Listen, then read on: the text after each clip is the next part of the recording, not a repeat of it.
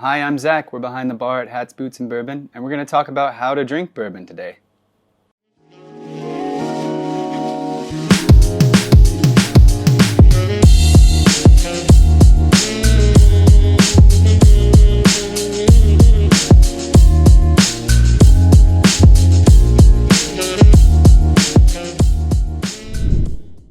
So, a lot of people ask me, how do I drink my bourbon? Everyone tells me it has to be with 2 drops of water and nothing else. You can't add ice to it, or you have to add ice to it. Never, ever, ever put it in Coca-Cola. But I had a guy who once told me that there's always going to be more old whiskey. Don't ever shame someone for enjoying it the way that they want to. So whatever gets you to drink your bourbon, go ahead.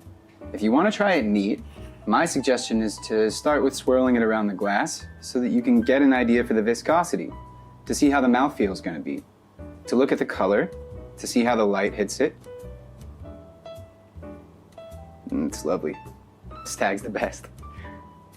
And then when you approach it to smell, I smell 10 times for every 1 time that I taste, because that's how you really start to understand what you're about to taste. That way you don't miss anything important. See how I leave my lips parted? That's because this is an unfiltered and a barrel strength whiskey, and it's very, very strong. It's over 60% in alcohol. This one's 62.5. And that means that if you aren't careful, you'll be overwhelmed. You won't smell anything, but your nose will burn. So you leave the lips parted so the alcohol goes through, and then you can smell everything underneath. All of the richness and the sweetness. And the dried fruit, the candies. And then when you taste, most people just start by taking a sip. I don't. I let it hit my lips and my tongue. Smack to introduce some air. And that's so I can get past the notes that I already know are going to be there. I know I'm going to taste vanilla because it's been in an oak barrel, and oak has vanillin in it, the same compound that's in the vanilla orchid that makes things taste like vanilla. And I know that I'm going to taste a little bit of the barrel char because this is unfiltered, so it's going to be a bit bitter on the finish, like chocolate, dark chocolate. But I want to find deeper things. So the second time I approach it, I do take a sip, a big one.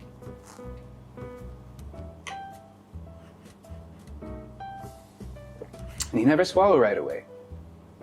You coat your mouth in it. Let all the fats disperse. Let the alcohols evaporate.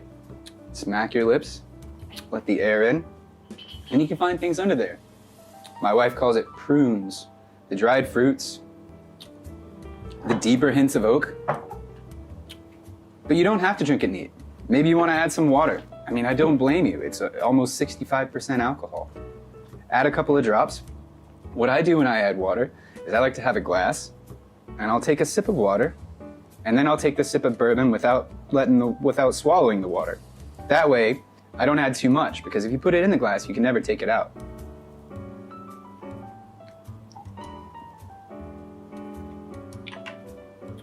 And if you're not used to drinking barrel strength whiskeys, that's a good way to figure out at what proof you like to drink, at what proof you can best taste the flavors.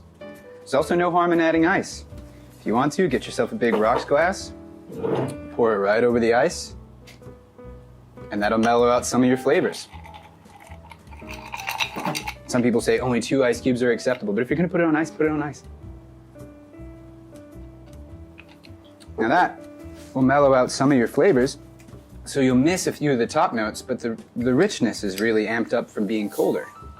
And then of course, if you want to add Coca-Cola, nobody here is going to blame you. Oh, that's good. So thanks for watching. You can find us on Instagram and Facebook. Come on down to the shop on Istelgal, or sign up on the website for a tasting so that we can actually taste all the fancy bourbons you've been looking at. We also have a lot of cool hats and boots. Don't forget that.